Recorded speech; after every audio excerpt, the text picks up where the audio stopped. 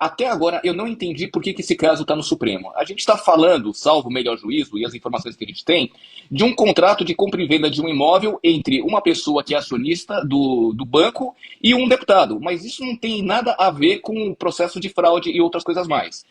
A terceira coisa que também me chama a atenção é que quando a gente olha o andamento desse caso dentro do Supremo, é um caso que, se fosse para ser levado à frente do Supremo, a regra deveria ser a transparência. E o que a gente menos tem nessa história é a transparência. Parece que está sendo fechado toda a informação que chega, todas as provas que são colhidas, e, particularmente, me assusta um pouco a gente ter dois ministros que têm alguma ligação com o caso. Ligação que eu quero dizer tem parentes próximos ligado ao caso, o que, ao meu ver, deveria suscitar por parte deles um compromisso de se declararem suspeitos.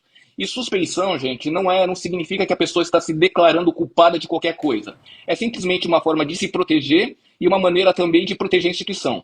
Então, eu acho que, tirando todos esses aspectos, o que a gente percebe é um conflito que não tem sentido, não tem justificativa e uma condução de um processo que, no mínimo, suscita várias dúvidas. Não tem justificativa, não tem motivo, mas certamente terá consequências, né, professor? Vamos tentar nos debruçar sobre as possíveis consequências que isso pode ter para o sistema mesmo, para esse arcabouço institucional como um todo. Você rememora algum outro fato histórico recente que possa se igualar ou ser comparado ao que vemos agora? Quais podem ser os desdobramentos dessa conflagração, dessa tensão toda? A gente já está acostumado à tensão entre poderes no Brasil.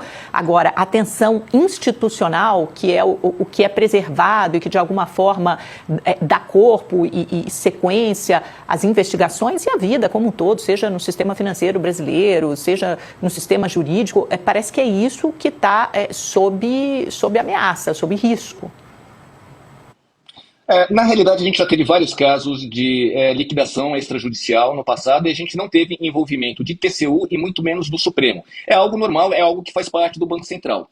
Qual que é o meu medo em primeiro lugar? O meu medo é que quando você começa a ter pressão sobre um órgão técnico, quando você começa a ter decisões que não se sustentam juridicamente, você está gerando um incentivo ruim.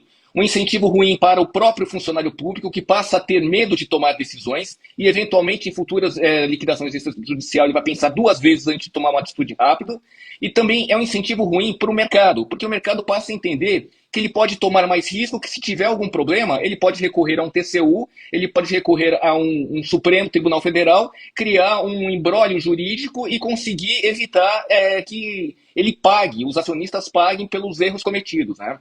Então, a primeira coisa que me vem à mente é, olha, a gente está criando incentivos errados no mercado, a gente está criando incentivos que podem gerar um risco maior lá na frente. Esse é o primeiro aspecto. O segundo aspecto é que é muito ruim quando você tem um ministro dentro do Supremo simplesmente querendo executar as funções de quem investiga, executar as funções de quem deveria estar, de fato, procurando toda essa teia, porque tem muita coisa que a gente não sabe ainda.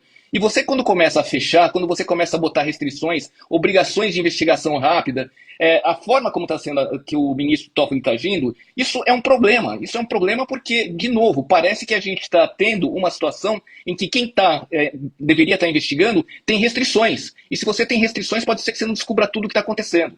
Mais uma razão que eu entendo que a declaração de suspeição tem que ser feita com urgência desses dois ministros. E outra coisa que tem me assustado é essa proximidade entre o lado político e o lado técnico do Supremo. Eu não vejo sentido em um ministro ficar frequentando o executivo ou ficar frequentando o legislativo. Eu acho isso muito ruim, é um sinal péssimo para a sociedade. Independentemente do que ele esteja fazendo, do que tenha sido discutido lá, principalmente num momento como esse, que as pessoas estão olhando aquilo assustadas, você começa a ver ministro conversando com o diretor da Polícia Federal dentro do Executivo e outros políticos juntos, é muito ruim, é um sinal péssimo para a sociedade. A gente não está discutindo legalidade aqui, mas sim legitimidade. Se as pessoas começam a desconfiar de um órgão que deveria ser o órgão supremo da democracia, isso é muito ruim para a sociedade.